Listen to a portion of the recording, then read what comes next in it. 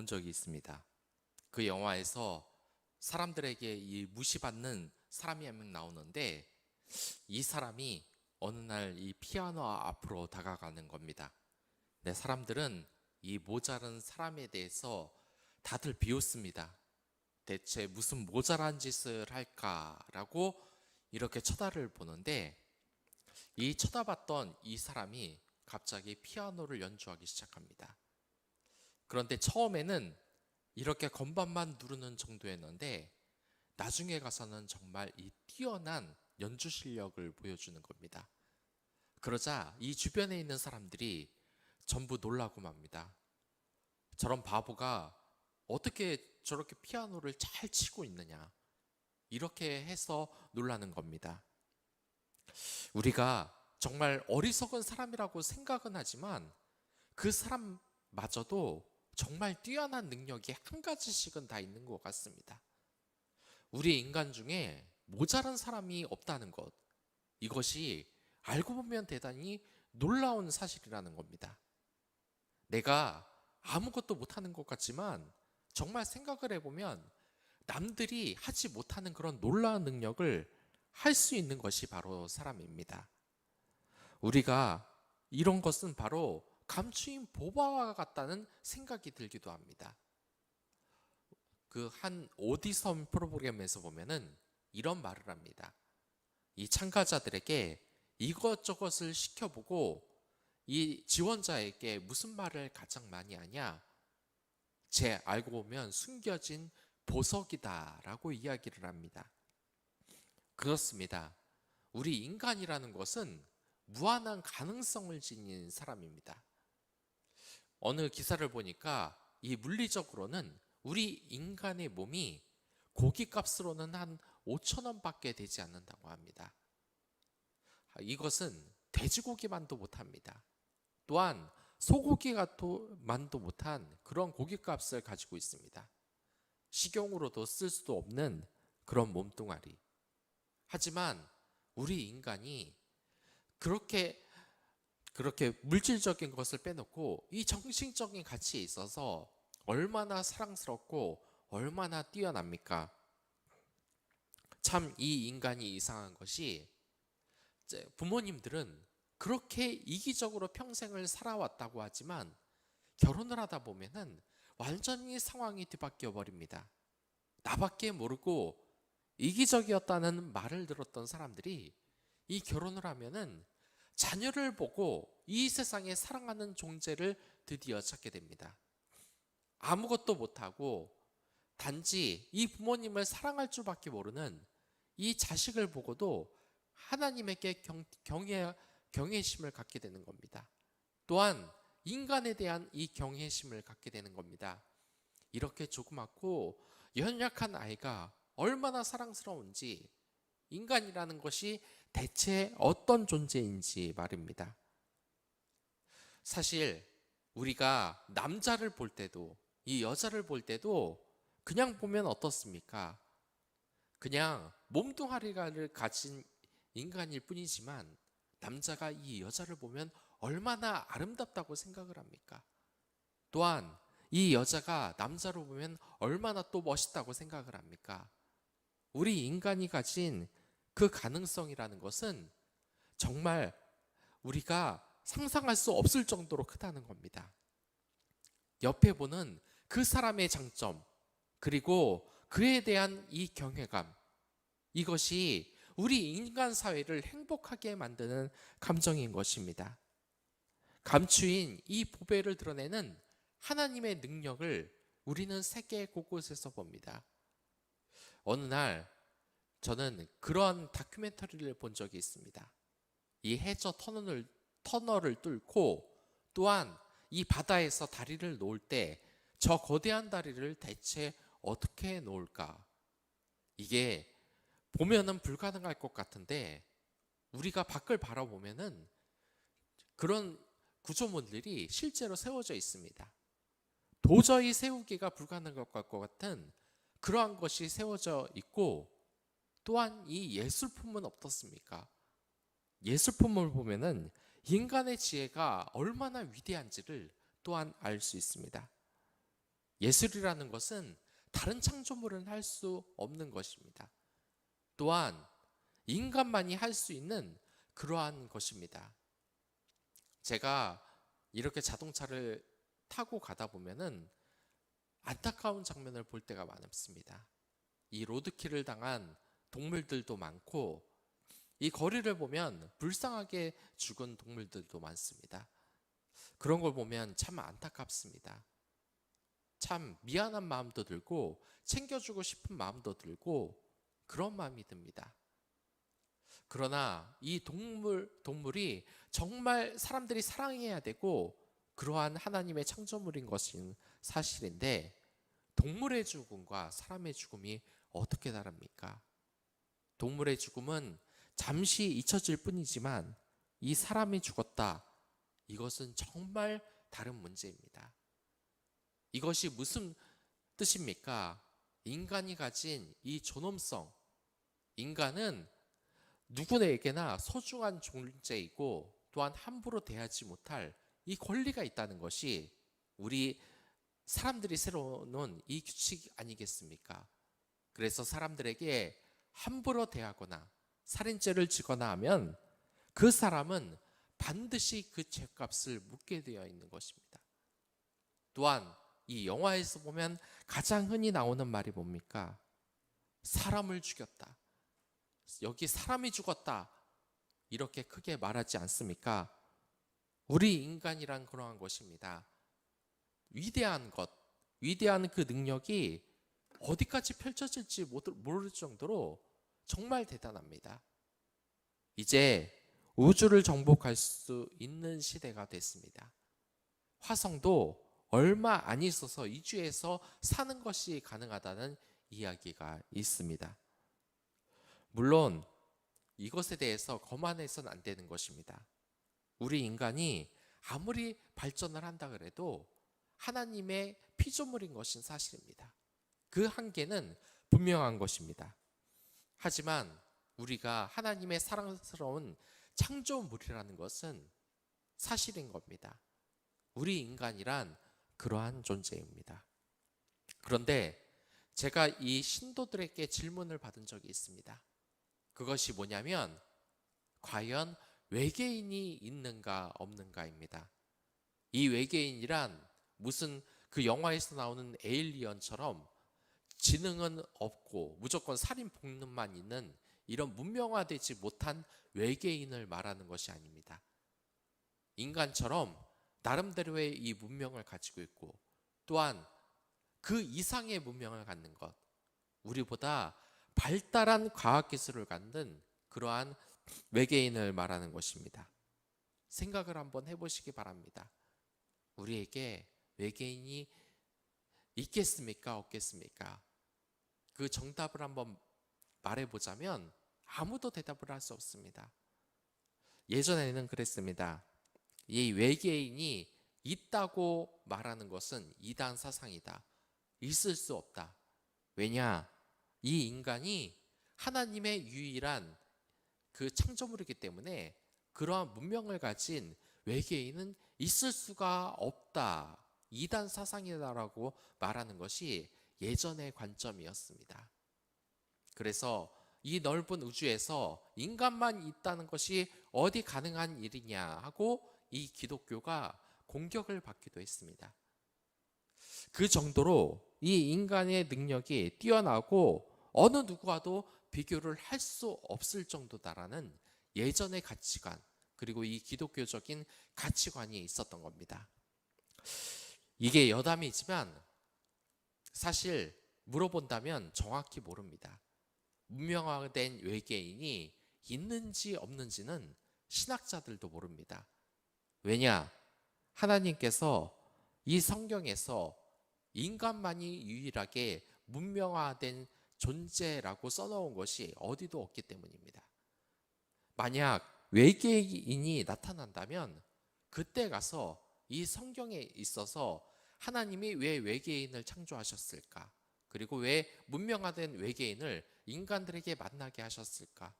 왜 인간 같은 피조물을 또 만들었을까라고 그때 가서 하나님께 기도하고 생각을 하면 되는 겁니다. 그냥 경외심을 가지면 되는 것입니다. 그때 만약 외계인이 나타난다면 그러한 것을 생각할 수 있겠습니다. 우리 인간의 능력이 너무나 뛰어나기 때문에 이 외계인을 통하여서 우리가 겸손해야 되는 것은 아닌가, 그런 하나님의 뜻을 생각해 보기도 합니다. 아무튼 이 인간이 바꿔놓은 이 능력이 얼마나 많습니까? 이 욥의 시대에는 그다지 과학기술이 발달했을 때도 아닙니다.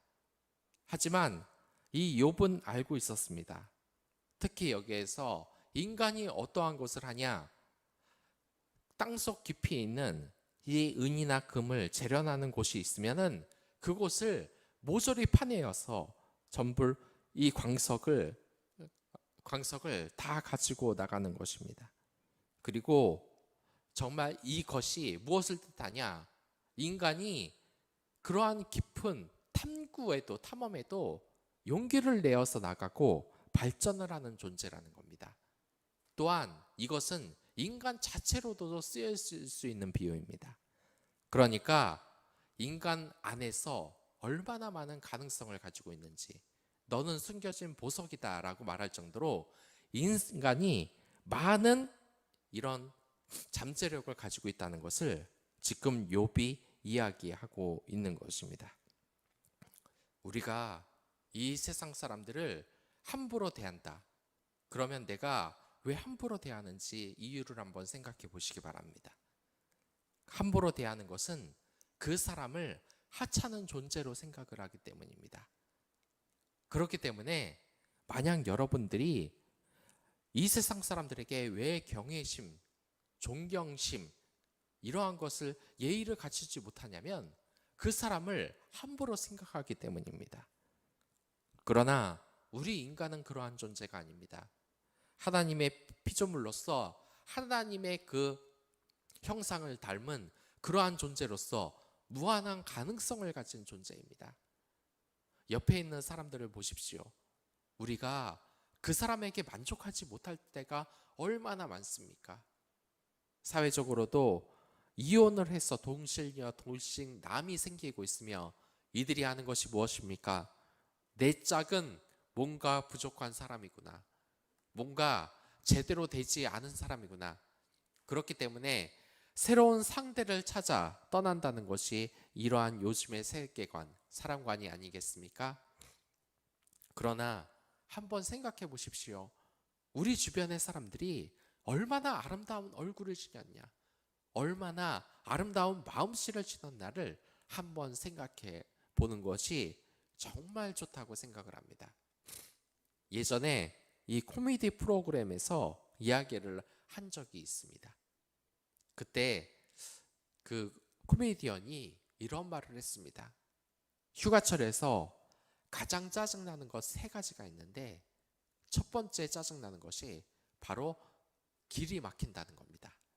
고속도로에서 이 피서를 가기 위한 끝없는 행렬, 이것이 정말 짜증나고 피곤한 것이라고 첫 번째 짜증나는 것이라고 했고, 두 번째로 짜증나는 것이 바로 쇼핑할 때라고 합니다. 쇼핑할 때도 이 피서철이 되면 이것저것 사 먹기도 그리고 사가기도 쉽지 않습니다. 이렇게 쇼핑하는 것이 짜증나고, 마지막 3번째로 짜증나는 것이 뭐냐? 오래된 여자친구라고 합니다. 물론 이건 농담입니다. 그런데 우리가 뭐라고 합니까? 이 여자 청년들은 또 뭐라고 그럽니까? 이 남자 청년들과 사귀면 이러한 이야기를 가장 많이 합니다. 오래 사귀다 보니까 나에게 소홀해졌다. 처음에는 나만 가지고 나만 사랑한다고 했지만 그 사랑이 식었다.